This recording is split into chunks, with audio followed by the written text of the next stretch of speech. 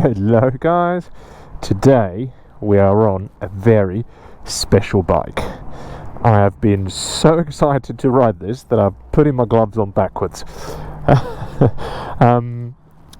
Yeah, it's a bike I've been wanting to ride for at least, I'd say, 2 years, ever since I first watched the review of it, and today the day has finally come.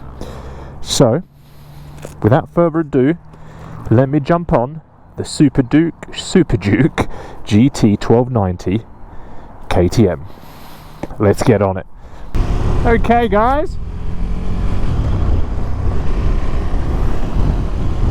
we are on the Superduke 1290 GT. As always, let's start off with the basics about this bike. It has a 1300cc engine, I think it's 1301 officially. The bike produces 174 brake horsepower, which is actually 10 more than the MT10, which I couldn't believe really. If you look online, the first thing everyone always says about this bike is how extremely torquey it is, and today we are going to find out. As always, I'm going to start nice and easy, and once I get a little bit more comfortable on the bike, we will open her up. The engine is a liquid cooled 8-valve V-twin, super spunky engine. It has semi-active suspension, both front and back, Brembo, 4 radial calipers in the front and twin piston in the back. Already the engine is begging me to open her up, absolutely begging me, but I'm going to take it very easy, especially as it's a little chilly today as well. So I've got the hand warmers though, which is I'd say the greatest invention of all time. I mean, who thought of it? Whoever thought of it needs a pat on the back. But back to the bike. The bike was pretty much taken in 2016 from the Superduke engine, from a Superduke model, and they slapped on some Grand Touring elements to it, called it a GT, and said off you pops. So it's got a very similar engine to the Superduke, the very kind of popular, exciting, naked version essentially of this. So it was released in 2016. It was revamped in 2019 with TFT dash, slightly different, kind of more aggressive looks, some subtle engine differences, and overall I think, from my perspective, it's one of those bikes where you either love them or hate them.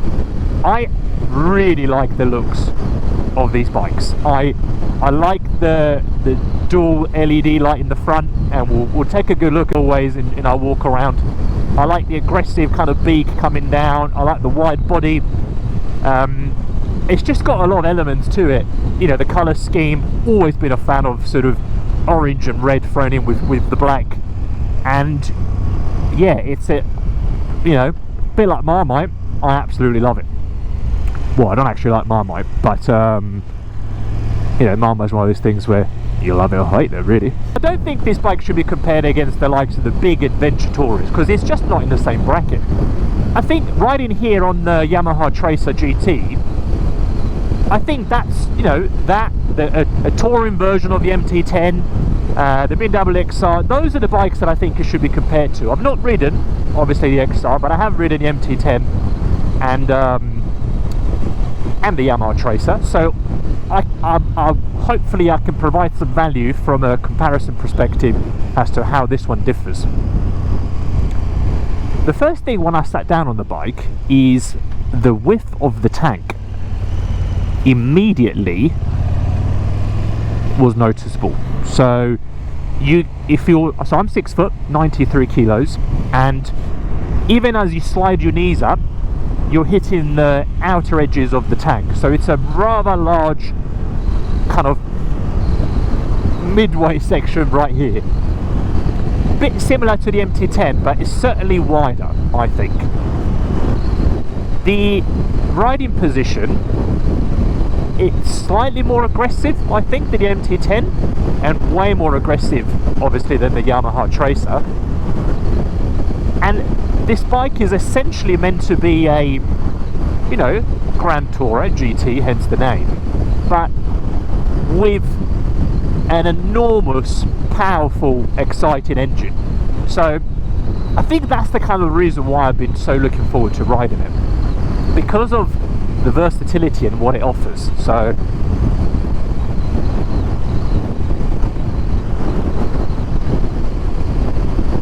I cannot wait to open this engine up.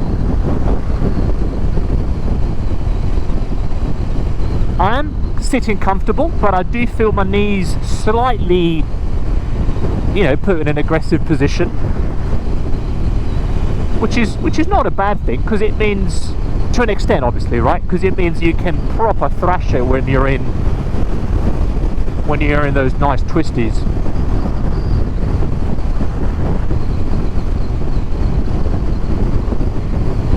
Do you know what? We couldn't have lucked out better on the day. Look at that.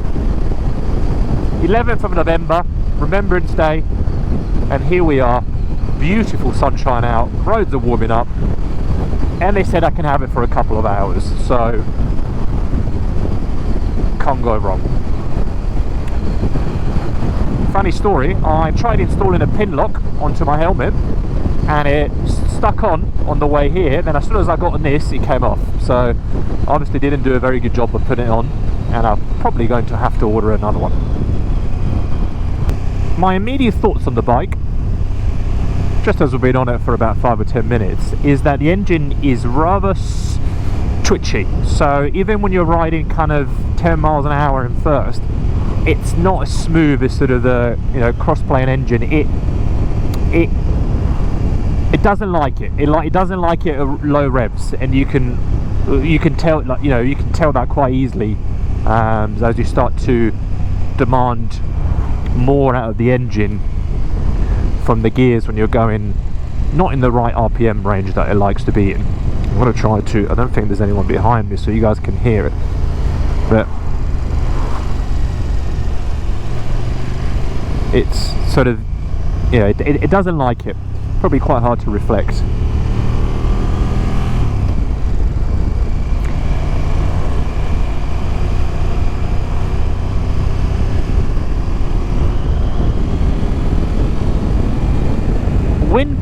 Wind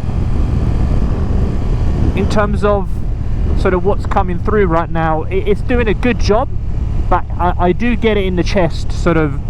Again, I'm 6 foot and I'm getting wind hitting me, yeah, about just the upper section of my chest.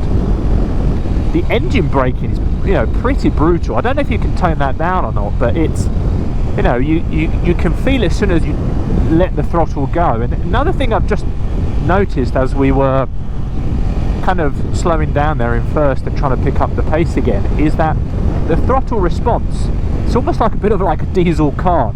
I was twisting it, nothing was happening, and then all of a sudden it comes on. The quick shifter is very smooth. Going up.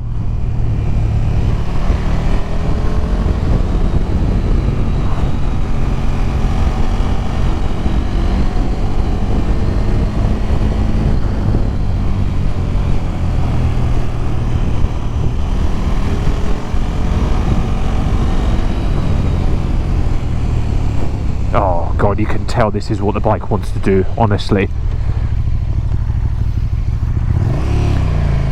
Brand new, this bike is going to set you back around £18,700 for the 2023 version. Oh, what's going on here? And second hand, I found one yesterday, 2022 with 6,000 miles on, with the tech pack, which is what sort of the add-ons you can add, for I think it was 14,900. So you can get some savings if you look at second-hand ones. And in addition, there's also some trading bonuses that you can get right now, I think, on these models, where they offer you up to sort of £3,000 if you want to upgrade to these bikes. From a Grand Tourer perspective, I guess what I'd expect as a touring bike, at least that partial element on the T, I am feeling the bumps a little bit more than I thought. Now, I don't know what suspension setup I'm in, and we'll touch on the T-Dash in a minute, but yeah, it's a little harsh on my butt, which, having previously ridden the GS, where you feel like you are breezing through every single road surface, this is slightly different.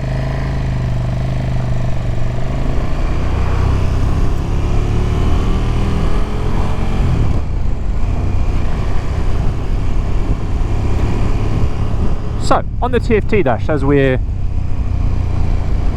here, be careful about fellow bikers.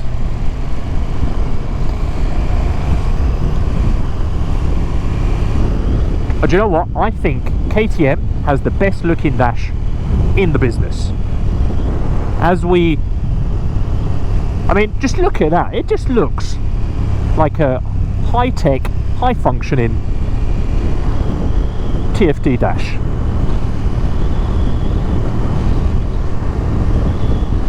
The bike has 4 different modes. So it's got road, sport,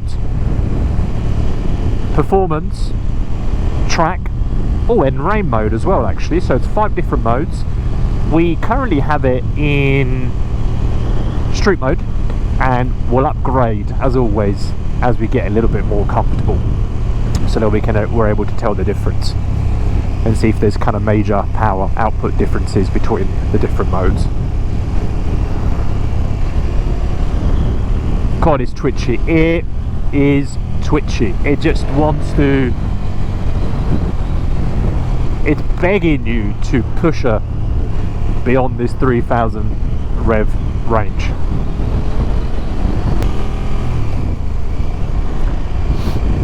Right, we're going to stop over. There is just traffic everywhere nowadays. So annoying. We're going to stop over at a little car park here, and we're going to take a look at the bike. Here she is, guys. The Duke. The 1290 Superduke GT. I'm a fan. I am a fan of the bike, and the way it looks. Yep. I know some people aren't. I know some people say it looks a little alien-like, but I like the aggressive lines. I like the way it's shaped. I like it. It's aggressive. It's mean. It's imposing to look at, I think is the right word. So we do have an adjustable screen up and down. We've got the 2 LED lights at the front, which are notorious of the Superduke, obviously, range. We've got steering guards. We've got cornering lights that do come on and on, depending on the lean of the angle of the bike when entering corners. We've got the usual Brembo brakes, which, to be honest, work really well. Like, they are powerful. They will stop you. It's no argument there. This is definitely my favourite colour scheme, the kind of orange with the black engine covers, etc. It's just, everything just flows well, I think. Got standard exhaust. You've obviously got your saddlebags, which I think KTM have got their own range obviously, so you can stack those up there if you're going on a long trip.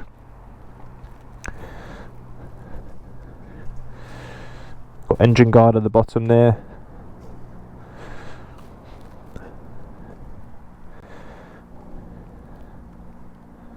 I think it's just a good looking bike. I'd be interested to know again, as always, how a passenger would be on the back, because I think, you know, it's important that they're also in comfort if you're taking someone. I think it's quite boring to go on a trip on your own, so wherever you're going with another rider or a passenger, if there's a passenger involved, it'd be interesting to see what their experience would be like on one of these machines. But overall, I do think it's a good looking bike. Play around here with the screen while we're at it so you guys can see. So obviously it's adjustable through here. I was told by KTM to not turn the bike off with this, but use the kind of lock mechanism on there. It's keyless ignition, just like most bikes are nowadays, really. So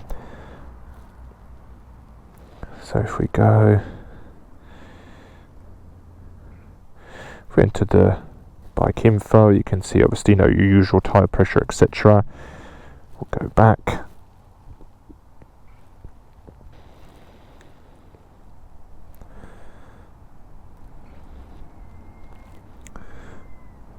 So you can adjust the preload. You don't need it with me because I'm on light as a feather. So street, sport, rain, performance, track.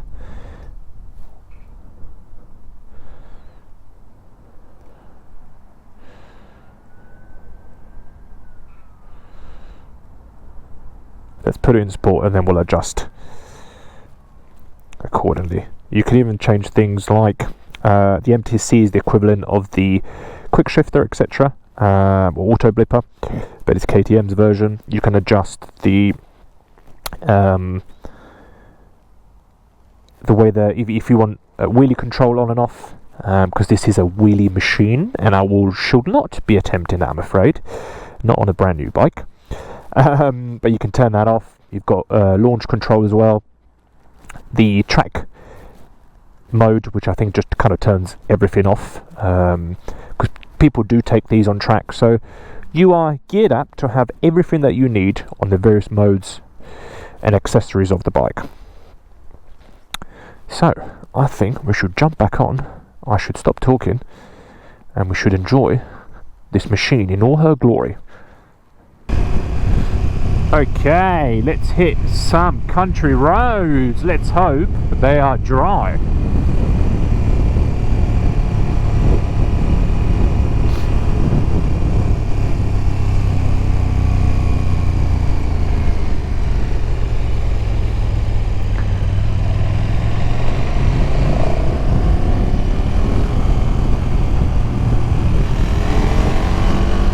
Oh, slightly slippery there.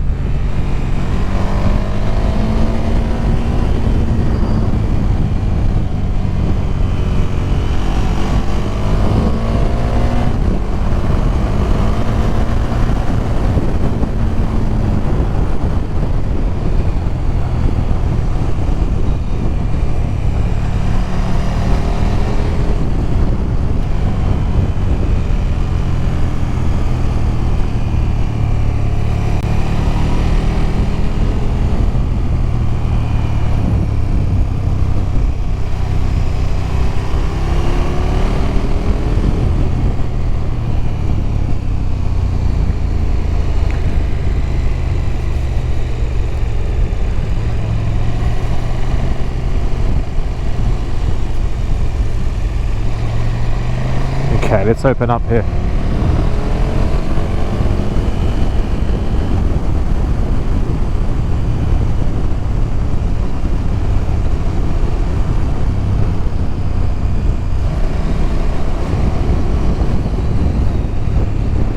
Very easy to go fast on this.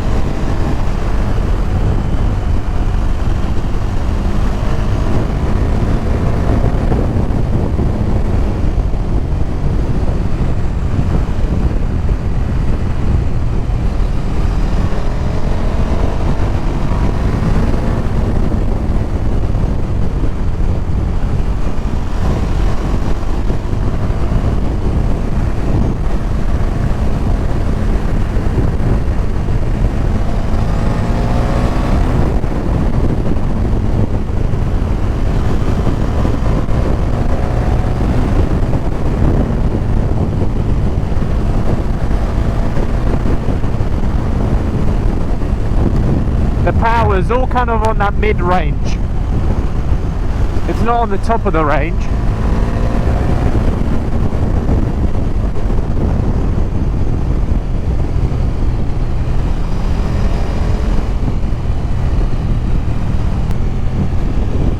It's a fun bike, guys. It literally is a fun bike. You want to push it, you want to rag it, but at the same time, you know, it's a ballistic missile with the words GT added to it. Like that's what it is. I mean, 174 brake horsepower in comparison to an MT10, who already feels like an absolute weapon at 160 whatever brake horsepower. It's just, but this has got a top speed of 180 miles an hour,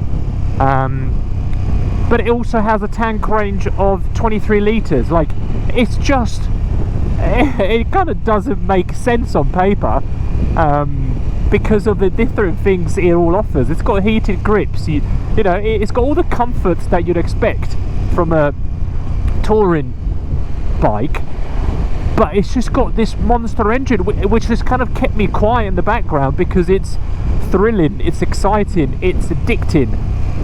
And you know, all the reviews, they all say the same thing if you have a look online about just how much fun this bike is. And a bike is supposed to be fun. We're supposed to open up the garage and we're supposed to look forward to riding it, and there's no doubt in my mind that this would give me that, honestly. Alright, let's chuck the bike on performance. Let's do it. I'm scared, but let's do it. We're getting more comfortable. You can just tell, you know, when you're getting comfortable on the bike. You sort of feel it in your bones, in your fingers, and in the way you're treating the bike.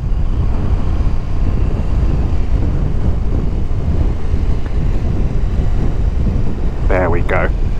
Let's chuck it on performance. You got to close throttle before changing mode.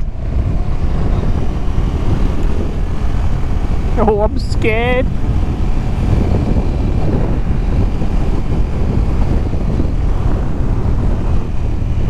GoPro check. Midway through the journey.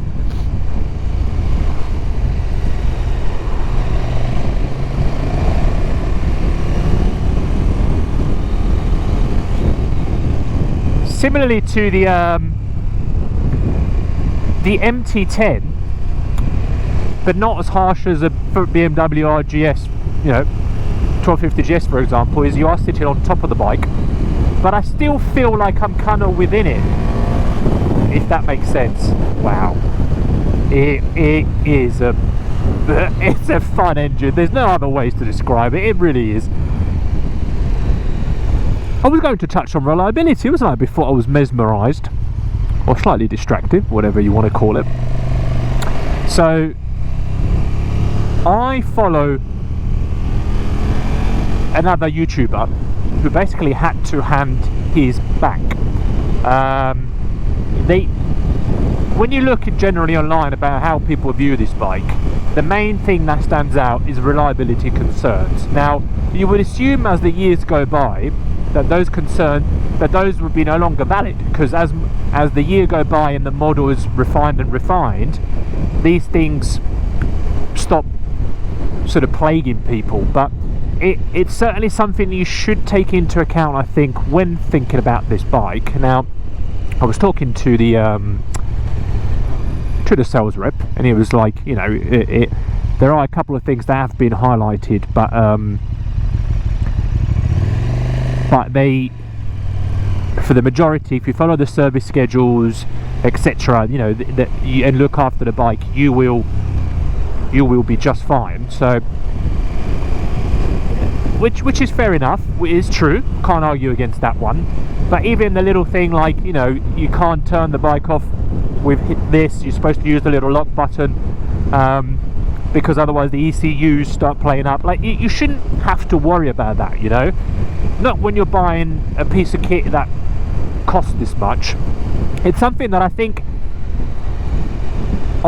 if that wasn't present or relevant, you would see a lot more of these bikes.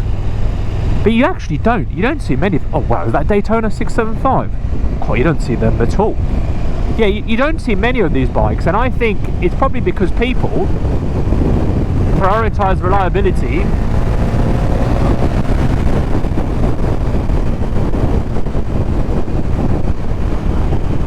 over a lot of other things.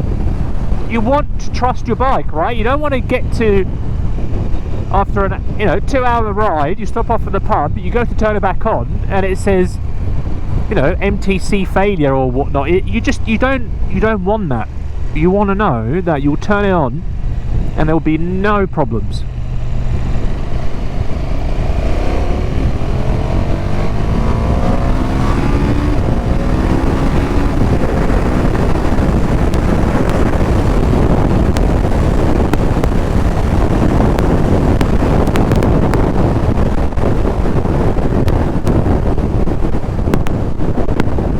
Sweet Jesus, I mean, this thing goes. Jesus Christ in hell, to use the Lord's name in vain. Oh.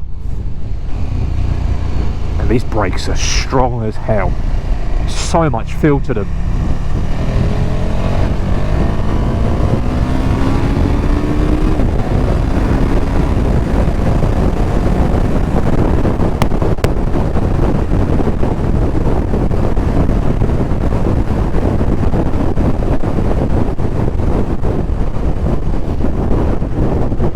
I mean, the one thing you cannot say about this bike is that it is boring. It's quirky, it's fun, it puts a smile on your face, as well as some slight annoyances, no doubt, but I like it. I like it. Do you know what? It's the Super Adventure 1290S that blew me away, and the MT10 is right now kind of the creme de la creme of bikes for me in terms of how I felt when riding them. But this is up there. I mean, this is up there. It's hard to find that mix, of the comforts, of the touring aspects of the bike, while not having a bonkers engine. It's not easy. And KTM have done it, at some costs, but no doubt if you ask the owner of any owner of this bike, say, do you enjoy her? I can guarantee you 99% of the time the answer is going to be yes.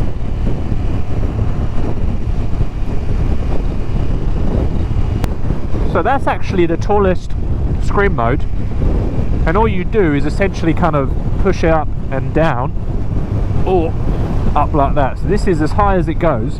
I guess for you taller riders, it's doing the job for me. The wind isn't bad. I guess a good test is always the sound of the GoPro. The quieter it is, the more you know that screen's doing its job. So if you can't hear it, that'll be a good sign. But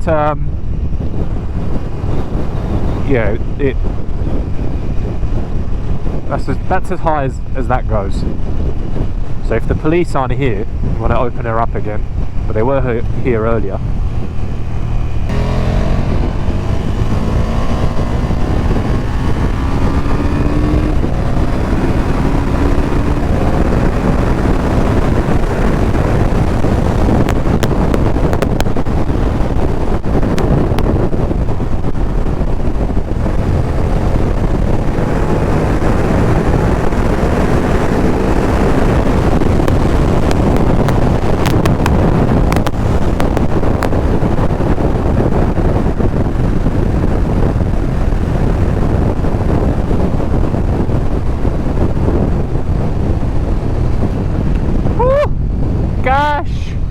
Gosh dang it. This thing goes like a rocket.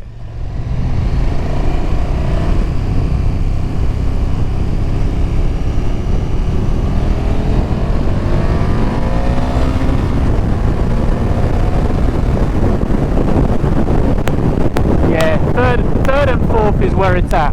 Third and fourth is that sweet spot of this engine. I've also heard through other reviews of the bike that 6th gear is pretty much useless on here, unless you're proper gunning it, so it's probably worth just keeping that in mind. You're not going to get to it on a... I can't remember what gear I was on when I was going there. It'll be interesting to see. I probably didn't get past 5th, to be honest.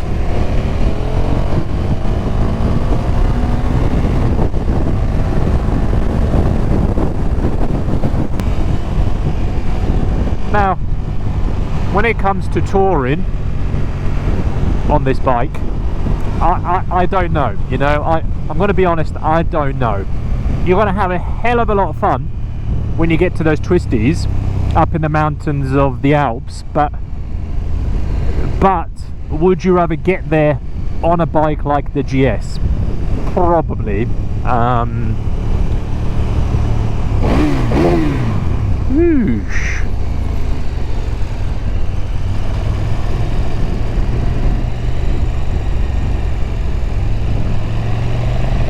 Yeah, on it. Would I buy this bike? Yes, I would. I'd have to spend a little bit of time comparing this and the MT10, to be honest, because I feel like right now they're the bikes that are appealing the most to me. Now, as we wrap this video up, the one thing I'm thinking in my mind is I don't want to give this bike back. I want to keep riding it, and isn't that a telltale sign of how much you're enjoying a bike? So for any of you who are thinking about buying this bike, please get on it and please take a look at this engine, because it is worth it. I'm going to leave it there, guys. I hope you enjoy it, and definitely go jump on this bike and let me know what you think in the comments. Don't forget to like and subscribe.